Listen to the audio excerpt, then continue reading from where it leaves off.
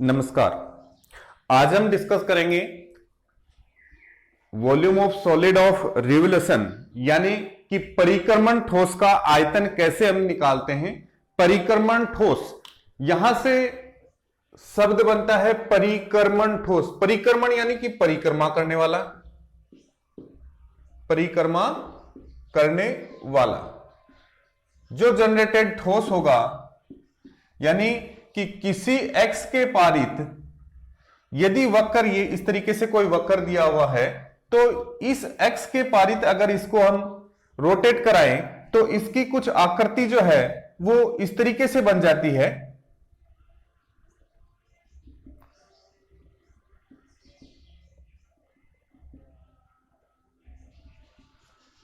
ठीक है, यानी कि एक समतल वक्र जो होता है उसका, ये समतल में वक्र था, समतल वक्र का किसी x के पारित परिक्रमा कराने से ये हमें एक ठोस आकृति जनरेट होती है। उस ठोस आकृति का हमें वॉल्यूम निकालना है, आयतन निकालना है, तो वो किस तरीके से निकालेंगे उसके बारे में हम डिस्कस करेंगे। ये जिस x के पारित रोटेट होता है ये घूर्णन x कहलाती है। घूर्णन x, axis of rotation. Clear? ये हो सकता है x एक्सिस हो सकती है, y एक्सिस हो सकती है, या इनके पैरेलल कोई रेखा हो सकती है, ये पैरेलल टू y एक्सिस। और अगर इसी तरीके से यहां निकालें तो ये पैरेलल टू x एक्सिस।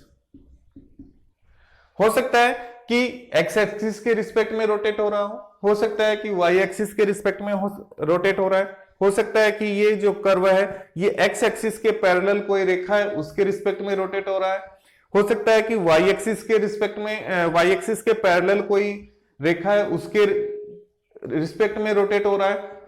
तो ये सब कुछ हमें यहां पर निकालना है। साथ ही हमारे पास होगा कि जब आपके पास समीकरण कार्तीय रूप में दिया हुआ है उस कंडीशन में अलग मेथड से हम इसको निकालेंगे। हो सकता है कि आपके पास ट्रिग्नोमेट्रिक फंक्शन यानी कि ध्रुवीय रूप यानी कि पोलर इक्वेशन के रूप में दिया हुआ है, तो हम उसका अलग तरीके से निकालेंगे, हमारे पास अलग फॉर्मूला होगा। और हो सकता है कि आपके पास पैरामीट्रिक फॉर्म में दिया हो, यानी कि टी के रूप में या थीटा के रूप में, वहां पर आपके पास पैरामीटर के रूप में दिया हुआ हो, तो हम कैसे निकालते हैं, इन सब के बारे में आज हम डिस्कस करेंगे। तो हमारा टॉपिक है परिक्रमण ठोस का आयतन कैसे ज्ञात करते हैं। क्लियर? इसमें हम पॉइंट टू पॉइंट लेकर के ना चलेंगे। और पहला पॉइंट इसमें आता है कि यदि कोई वक्र है और वो x एक्सिस के रिस्पेक्ट में रोटेट हो रहा है, x एक्सिस पर रोटेट हो रहा है, तो पॉइंट लेते हैं, यदि पहला बिंदु है, यदि वक्र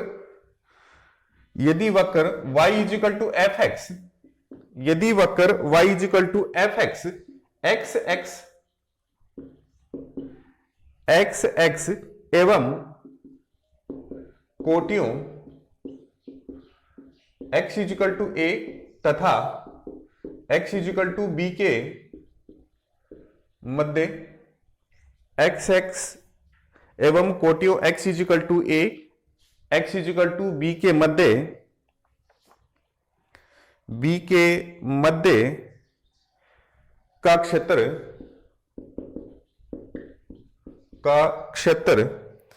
x एक्स के पारित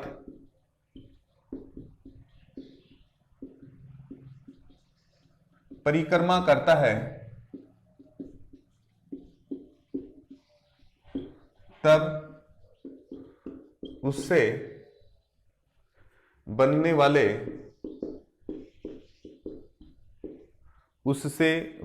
वाले ठोस का आयतन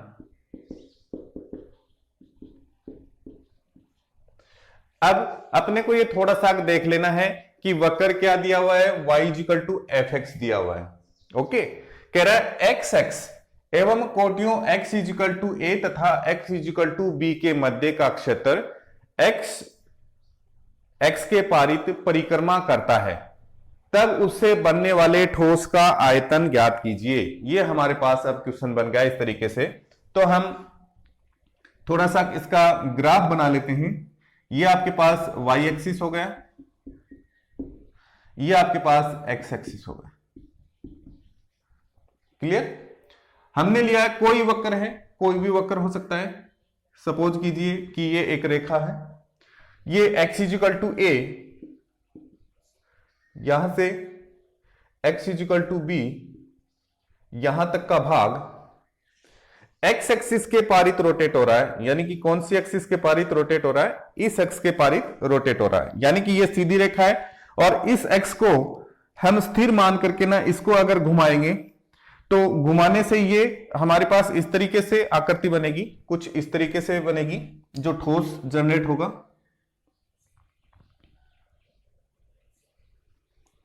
क्लियर?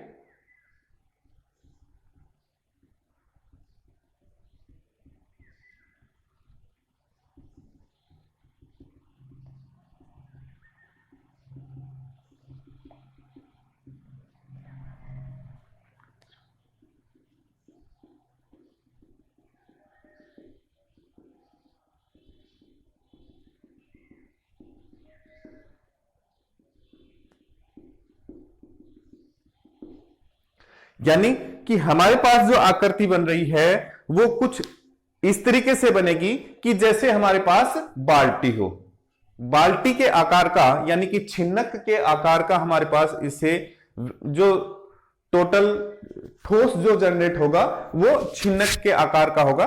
तो उसका पूरे का वॉल्यूम कैसे निकालते हैं, उसके लिए एक फॉर्मूला है कि ये याद रखना आपने को, जिस एक्स के पारित रोटेट हो रहा है, जिस x के पारित रोटेट हो रहा है उसके रिस्पेक्ट में हमें इंटीग्रेशन कर देना है। जिस x के पारित रोटेट हो रहा है उसके रिस्पेक्ट में हमें इंटीग्रेशन कर रहा है। यहां पर किस x के पारित रोटेट हो रहा है? x के पारित रोटेट हो रहा है। x एक्सिस के पारित रोटेट हो रहा है तो dx, यानी कि जिस x के रिस्पेक्ट में रोटेट हो रहा है, जिसके पारित रोटेट हो रहा है उसके रिस्पेक्ट में हमें इंटीग्रेशन कर देना है। क्लियर? बाकी का जो बचा हुआ एक्सिस कौन सा हो गया? y एक्सिस, तो y का स्क्वायर कर देना है। कौन सा बचा हुआ था? y एक्सिस बचा हुआ था, तो y का स्क्वायर कर देना है, पाई से मल्टीप्लाई कर देना है और इंटीग्रेशन कर देना है। अब लिमिट किसकी है? जब x के रिस्पेक्ट में रोटेट कर रहे हैं तो लिमिट किसकी काम में आएगी? x की काम में आएगी। और x की लिमिट कितनी है? x इजिकल टू a से x इजिकल टू b तक है। क्लियर? तो ये आपके पास उस परिक्रमण ठोस का आयतन आ जाएगा। समाकलन a से b पाई y square dot dx। Okay, समाकलन a से b पाई y स्क्वायर डॉट dx। ठीक है, इस फॉर्मूले की सहायता से उसका आयतन हम निकाल सकते हैं। क्लियर? एक बार फिर रिपीट कर रहा हूं कि जिस x के रिस्पेक्ट में रोटेट हो रहा है, यहां पर x एक्सिस के रिस्पेक्ट में रोटेट हो रहा था, सिंपल सा हमने लिया था कि एक सरल रेखा है और उसको हम x एक्सिस के रिस्पेक्ट में रोटेट करा रहे हैं। तो रोटेट होती हुई ये यहां से रोटेट होती हुई इस तरीके से घूमती आएगी हमारे पास और ये एक छिन्नक का आकार बनेगा, एक बाल्टी के जैसे का आकार बनेगा, एक गिलास के जैसा आकार बनेगा, यूं मान सकते हैं आप। जिस x के रिस्पेक्ट में रोटेट हो रहा है उसके रिस्पेक्ट में हमें इंटीग्रेशन कर देना है। शेष बची हुई x कौन सी थी? y एक्सिस, उसका स्क्वायर कर देना है। क्लियर? पाई आपके पास पाई y स्क्वायर। ठीक है, समाकलन कर देना है, क्योंकि y स्क्वायर का समाकलन अगर करेंगे x के रिस्पेक्ट में तो ही हमें आयतन प्राप्त होगा। आयतन की पावर क्यूब में होती है। ठीक है, लंबाई गुना लंबाई गुना लंबाई तो क्यूब होता है, और यहां पर y स्क्वायर का अगर x के रिस्पेक्ट में इंटीग्रेशन करेंगे तो क्यूब आ जाएगा। इस कारण से यहां पर इंटीग्रेशन करते हैं। समाकलन की लिमिट जो है वो जिस x के पारित हम समाकलन कर रहे हैं उसकी लिमिट हमारे पास काम में आएगी। ठीक है, ठीक इसी तरीके से अगर हम लेते हैं कि यदि वक्र आपके पास वक्र है x is equal to f y, यदि वक्र x is equal to f y y axis तथा भुजों x एक्सिस पर जो वैल्यू होती है उनको कोटियां बोलते हैं और y एक्सिस पर जो वैल्यू होती है उनको भुजों बोलते हैं। भुजों y is equal to b, y is equal to c तथा y इजिकल टू d के मध्य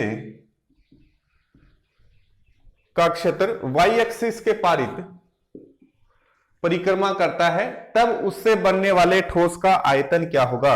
उससे बनने वाले ठोस का आयतन हमें पूछा है कि उससे जो ठोस जनरेट होगा वो कितना होगा। क्लियर। तो अब हम क्या करें, इस पट्टिका को जो हमने लिया था इसको हम वाई एक्सिस पर ले लेते हैं।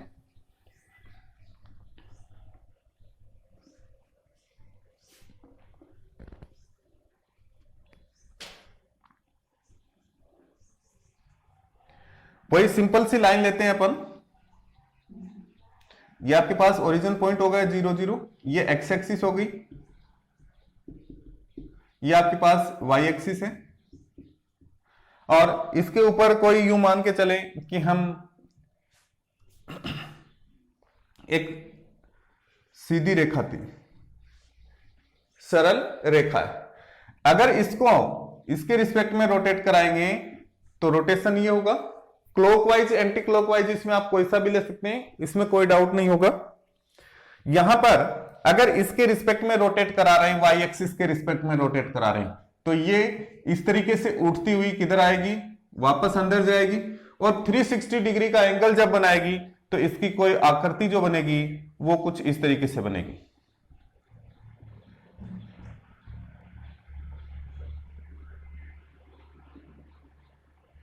यानी कि एक बेलन के आकार की आकृति बनेगी। तो एक सरल रेखा को अगर किसी एक्सिस के रिस्पेक्ट में रोटेट कराते हैं तो उससे जनरेटेड ठोस जो होता है वो एक बेलन के आकार की आकृति होती है। क्लियर। कहां से कहां तक कह रहा है, y इजिकल टू सी, ये y is equal to c to y is equal to d. y is equal to c से y इजिकल टू डी तक का भाग जो है वो y एक्सिस के रिस्पेक्ट में रोटेट हो रहा है। क्लियर। तब उससे बनने वाले ठोस का आयतन, देन द सॉलिड, जो उस सॉलिड बन रहा है उसका वॉल्यूम कितना होगा, ये अपने को फाइंड आउट करना है। तो यहां पर जो मैंने पहले आपको बताया था कि जिस एक्स के रिस्पेक्ट में रोटेट हो रहा है उसके रिस्पेक्ट में क्या कर देते हैं, इंटीग्रेशन कर देते हैं। तो किसके रिस्पेक्ट में रोटेट हो रहा है, यहां पर y के रिस्पेक्ट में रोटेट हो रहा है तो dy आ जाएगा। शेष बची हुई एक्सिस कौन सी थी, x बच गई, उसका स्क्वायर कर देंगे पाई और इंटीग्रेशन कर देंगे कहां से कहां तक, y इजिकल टू सी से y इजिकल टू डी तक। तो ये आपके पास उसका वॉल्यूम आ जाएगा, उस जो बनने वाला सॉलिड है उसका वॉल्यूम हो जाएगा pi x square dot d y, y equal to c से वाई इजिकल टू डी तक। ठीक है। नेक्स्ट दूसरा पॉइंट हमारे पास है, यदि वक्र का समीकरण, पहले तो हमें क्या था कि वक्र का समीकरण सिंपल रूप में दिया हुआ था। ठीक है। अब यहां पर अपने को क्या कर रहा है कि वक्र का समीकरण प्राचलिक रूप में यानी कि पैरामेट्रिक फॉर्म में दिया हुआ। If the equation of the curve is given in the parametric form.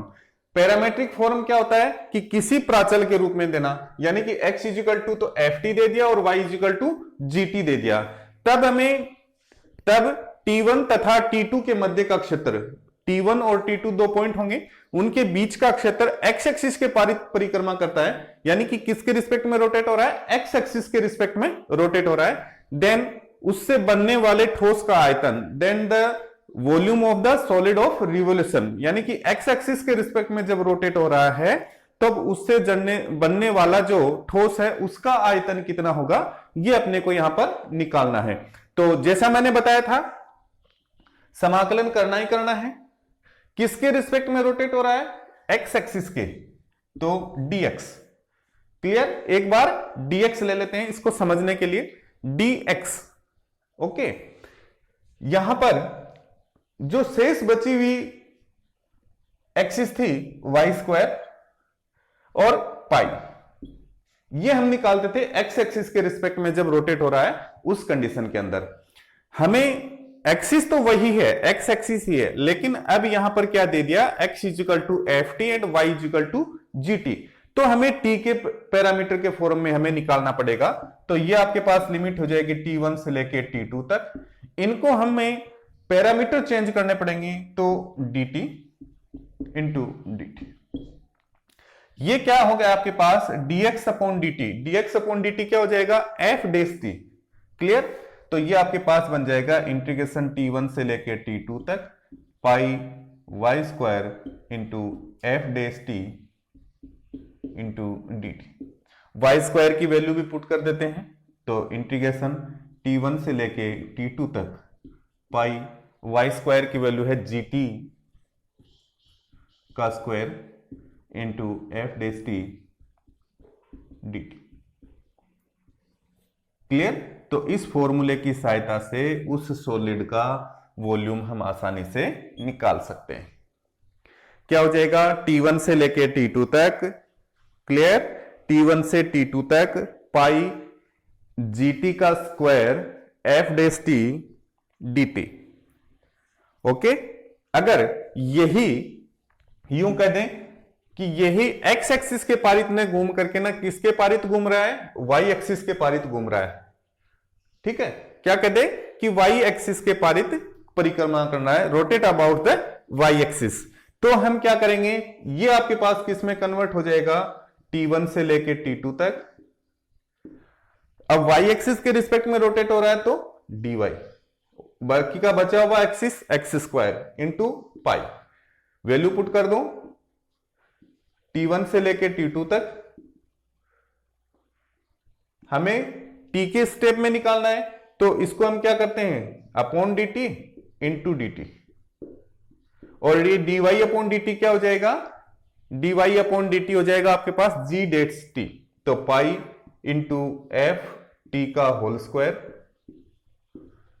Into ji days T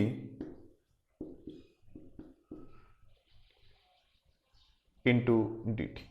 और यहां पर g डेस जो है वो dy बाई डी टी को डिनोट करता है। ठीक है, यानी कि y का डिफरेंशिएशन है with respect to t। Clear? तो इस तरीके से जब आपके पास y एक्सिस के रिस्पेक्ट में रोटेट हो रहा है तब हम फॉर्मूला ये वाला काम में लेंगे, और अगर x एक्सिस के रिस्पेक्ट में रोटेट हो रहा है तो फॉर्मूला ये काम में लेंगे। ओके, नेक्स्ट पॉइंट हमारे पास, यदि वक्र y is equal to f x, वही वक्र दिया हुआ है जो पहले पॉइंट में था, यदि वक्र y is equal to f x x x के समानांतर रेखा, एक्स एक्स के समानांतर, ध्यान देना यहां पर एक्स एक्स नहीं है, एक्स एक्स के समानांतर रेखा, और एक्स एक्स के समानांतर रेखा क्या होगी y इजिकल टू के पारित परिक्रमा करता है, के पारित परिक्रमा करता है, तब x इजिकल टू ए तथा x is equal to b, x is equal to a तथा x इजिकल टू बी के बीच का जो भाग है वो परिक्रमा करता है, तब उससे जनित परिक्रमण ठोस का आयतन, उससे जनित परिक्रमण ठोस जो है उसका आयतन कितना होगा वो अपने को देखना है। क्लियर? एक बार थोड़ा सा ग्राफ से मैं समझाता हूं कि आपके पास एक्स एक्सिस है, ये आपके पास वाई एक्सिस है। क्लियर? यहां पर ये कह रहा है कि एक्स एक्स के समानांतर रेखा, एक्स एक्स के समानांतर रेखा कौन सी हो जाएगी, ये तो आपके पास एक्स एक्सिस है ना, इसके समानांतर रेखा कौन सी हो जाएगी, यहां कोई रेखा होगी, ये कोई रेखा होगी, एक्स एक्स के समांतर रेखा, और इस रेखा को हमने नाम दिया y इजिकल टू के, यानी कि अगर ये पॉइंट निकालोगे तो 0 एंड k हो जाएगा। अब क्या कह रहा है कि इसके रिस्पेक्ट में रोटेट हो रहा है, एक्स एक्स के समानांतर रेखा जो है इसके रिस्पेक्ट में रोटेट हो रहा है, तो उसका वॉल्यूम कितना होगा। ठीक उसी तरीके से अगर आपके पास ये आकृति बन रही है जो पहले वाली थी, उसी को हम ले लेते हैं,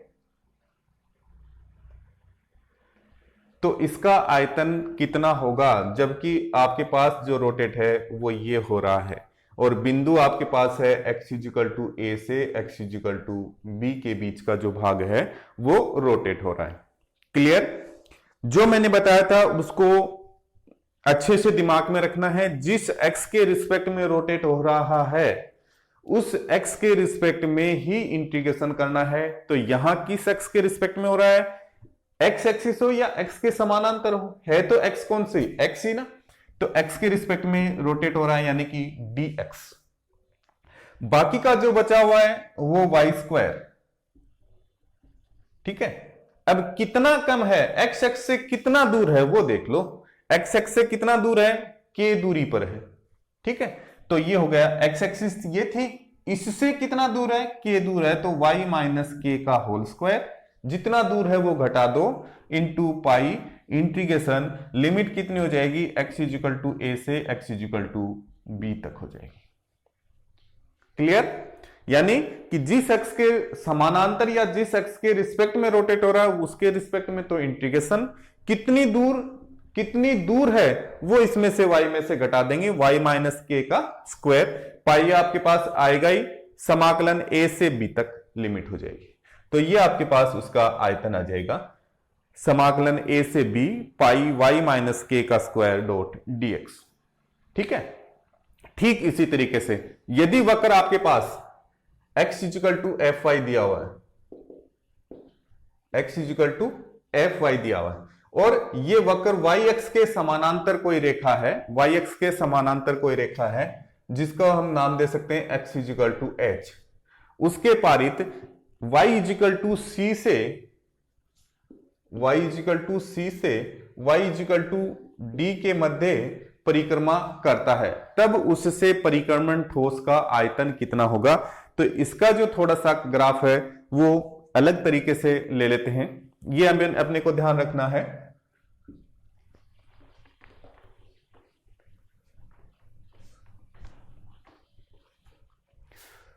यहां पर ये एक्सिस हो गई, ये वाई एक्सिस है और ये एक्स एक्सिस कह रहा है।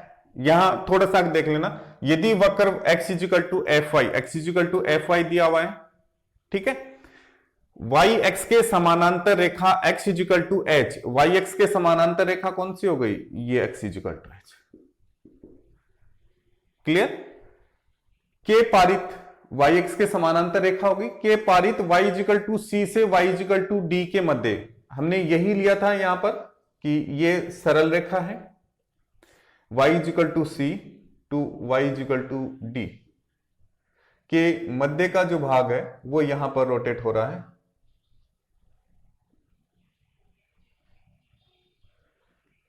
ठीक है। और कौन सी एक्सिस के रिस्पेक्ट में, y के समानांतर रेखा के रिस्पेक्ट में, ठीक है।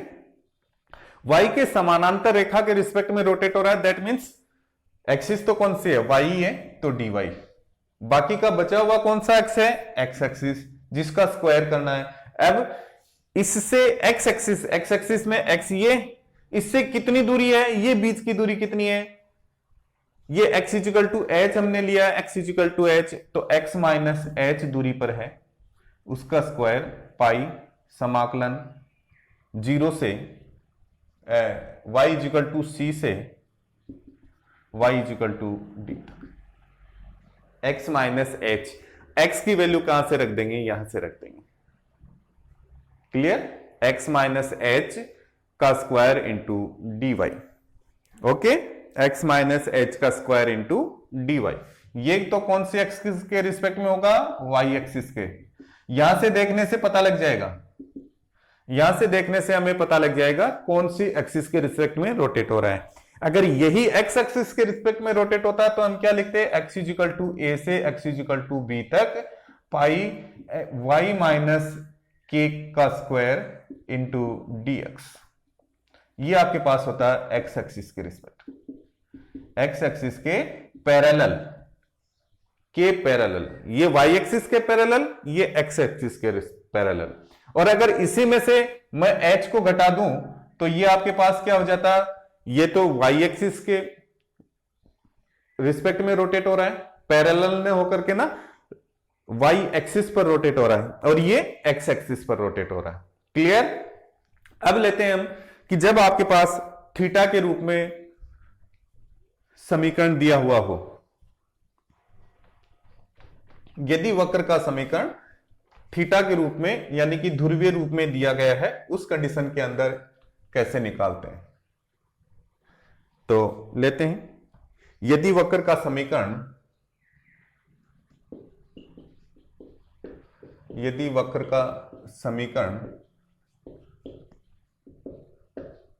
ध्रुवीय रूप में दिया गया है, ध्रुवीय रूप को भी मैं लिख देता हूं r=f थीटा के रूप में दिया गया है तथा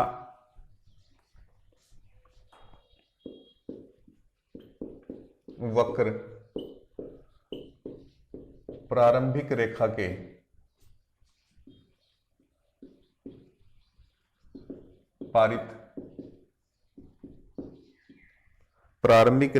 पारित θ1 से θ2 के मध्य परिक्रमा करता है,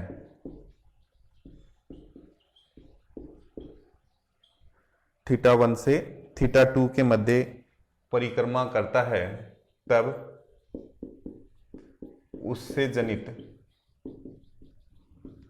ठोस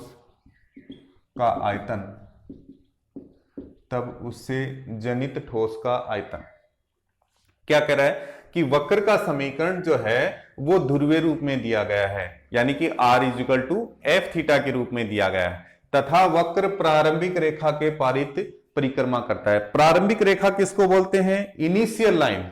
और इनिशियल लाइन क्या होती है? A line which is parallel to over earth. हमारी पृथ्वी के पैरेलल जो रेखा होती है वो, और पृथ्वी के पैरेलल एक्सिस कौन से लेते हैं? एक्स एक्सिस को लेते हैं।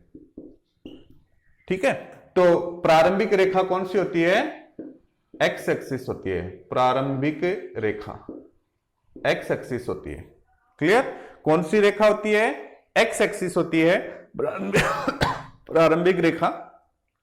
तो अब हमारा क्वेश्चन ये हो गया कि वक्र का समीकरण जो है वो r और थीटा के रूप में दिया गया है, ठीक है, और प्रारंभिक रेखा के रिस्पेक्ट में रोटेट हो रहा है, यानी कि कौन सी के रिस्पेक्ट में रोटेट हो रहा है? एक्स एक्सिस के रिस्पेक्ट में रोटेट हो रहा है। ये आपके पास वाई एक्सिस होती है। इस एक्स के रिस्पेक्ट में रोटेट हो रहा है, तो जैसा मैंने आपको बताया था कि जिस एक्स के रिस्पेक्ट में रोटेट होता है उसके रिस्पेक्ट में हम इंटीग्रेशन करते हैं, तो dx। क्लियर? y है, बाकी का बचा हुआ तो y² पाई इंटीग्रेशन। अब लिमिट कहां से कहां तक आएगी? θ1 से लेके θ2 तक। क्लियर? क्योंकि ये तो हमें दिया हुआ है θ1 से θ2 तक का, और अगर नहीं दिया हुआ होगा तो हमें निकालना होगा दिए गए समीकरण से कि समीकरण कहां से कहां तक हमारे पास थीटा को बिलोंग करता है। अब हमें क्या करना है? इस x को थीटा के रिस्पेक्ट में चेंज करना है। थीटा के रिस्पेक्ट में चेंज करेंगे तो यहां पर x r cos थीटा लेते हैं हमेशा, और y r sin थीटा लेते हैं। क्या लेते हैं? x r cos थीटा और y r sin थीटा। ठीक है, जब हम कार्टेशियन को पोलर कोऑर्डिनेट के रूप में चेंज करते हैं तो x r cos थीटा लेते हैं, y r sin थीटा लेते हैं। ओके, तो इसको हम चेंज कर देते हैं। चेंज क्या बनेगा? समाकलन θ1 से लेके θ2 तक, y² y की वैल्यू क्या है? r sin थीटा का square into pi into dx यानी कि r cos थीटा का अवकलन। r cos थीटा का अवकलन अगर करेंगे तो क्या बनेगा आपके पास? d/d थीटा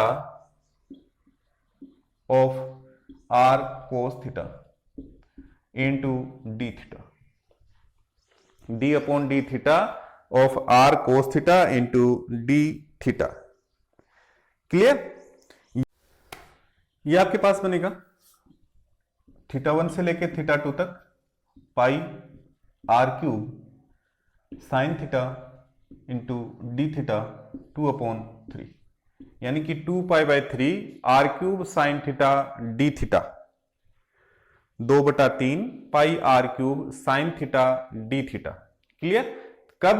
जब आपके पास प्रारंभिक रेखा के पारित रोटेट हो रहा हो। और अगर यही वक्र प्रारंभिक रेखा के पारित रोटेट न होकर के ना theta is equal to pi by 2, ये तो क्या था थीटा इज इक्वल टू 0 रेखा, थीटा इज इक्वल टू 0, और अगर ये theta is equal to pi by 2 के रिस्पेक्ट में रोटेट होता तो क्या होता, उस कंडीशन के अंदर आप लेते pi y square d x के स्थान पर pi y square into d y, pi x square into d y, theta 1 से लेके थीटा 2 तक। और जब y की वैल्यू रखते तो आपके पास ये बनता, यही जो है ये कन्वर्ट हो जाता है थीटा 1 से लेके थीटा 2 तक 2/3 pi r cube cos theta d theta. तो ध्यान रखना अपने को, जब आपके पास y एक्सिस के रिस्पेक्ट में यानी कि theta is equal to pi by 2 के रिस्पेक्ट में अगर रोटेट हो रहा है और अपने पास जो फॉर्मूला जो वक्र का समीकरण है वो r is equal to f theta के रूप में दिया हुआ है, तो आपके पास y x theta is equal to pi by 2 पर रोटेट हो रहा है तो ये फॉर्मूला यूज में लेना है, r की वैल्यू यहां से रख देंगे r is equal to f theta के रूप में। और अगर थीटा इज इक्वल टू 0 यानी कि प्रारंभिक रेखा के रिस्पेक्ट में रोटेट हो रहा है तो ये वाला फॉर्मूला हमें यूज में लेना है, r का मान यहां से रख देंगे एफ थीटा के रूप में। ओके, एक लास्ट पॉइंट हमारे पास बचा है कि जब आपके पास इन सब में से किसी पर भी रोटेट नहीं हो रहा, किसी अलग ही लाइन पर रोटेट हो रहा हो तब। नेक्स्ट है हमारे पास लास्ट, यदि वक्र रेखा OE रेखा ये है और ये रेखा क्या है कि दोनों अक्षों से अलग है, दोनों अक्षों से भिन्न है, के पारित परिक्रमा करता है, यानी कि ये वक्र AB दिया हुआ है और OE के पारित ये रोटेट हो रहा है, तो परिक्रमण ठोस का आयतन जो है वो इस फॉर्मूले से निकलेगा, पाई pn का स्क्वायर। pn कौन सी है, इस वक्र AB के किसी बिंदु से OE पर डाले गए लंब की लंबाई pn square into D of ON, D of n यानी कि डिफरेंशिएशन ऑफ ON। क्लियर, यहां पर pn क्या है, pn वक्र के किसी बिंदु से रेखा OE, वक्र AB है आपके पास, इसके किसी बिंदु P से, ठीक है ना, किसी बिंदु से रेखा OE पर खींचे गए लंब की लंबाई, यानी कि ये जो pn है ये इस वक्र AB के किसी बिंदु से खींचे गए लंब की लंबाई है OE पर, तथा O जो है ये O पॉइंट है, ये घूर्णन अक्ष OE के ऊपर कोई स्थिर बिंदु है।